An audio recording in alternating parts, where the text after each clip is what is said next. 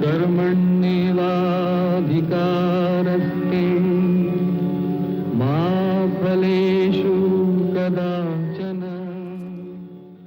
इस प्रकार ब्रह्म भाव को प्राप्त हुआ प्रसन्न चित्त मनुष्य न तो शोक करता है, न किसी बात की इच्छा करता है। वह भूत मात्र के प्रति समभाव रखकर मेरी परम भक्ति को प्राप्त करता है।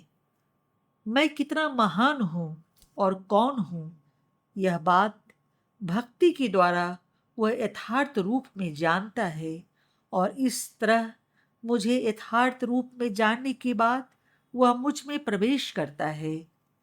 मेरा आश्रय लेने वाला मनुष्य सदा सारे कर्म करते हुए भी मेरी कृपा से शाश्वत अव्यय पद को प्राप्त करता है। तू मन से समस्त कर्मों का मुझ में अर्पण करके, मुझ में लीन होकर, विवेक बुद्धि का आश्रय लेकर सदा मुझ में ही अपने चित्त को लगाए रख। मुझ में चित्त को लीन करने से तो कठिनाइयों रूपी सारे पहाड़ों को मेरी कृपा से लांघ जाएगा।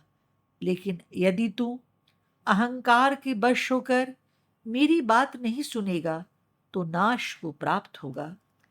तू अहंकार के वश होकर यदि यह माने कि मैं नहीं लड़ूंगा तो तेरा यह निश्चय मिथ्या है।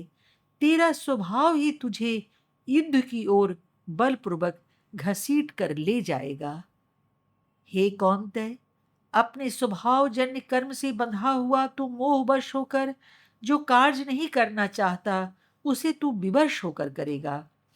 हे अर्जुन, ईश्वर सब प्राणियों के हृदय में वास करता है और अपनी माया के प्रताप से उन्हें कुम्हार के चक्र पर चढ़े हुए घड़े की तरह गोल गोल घुमाता है।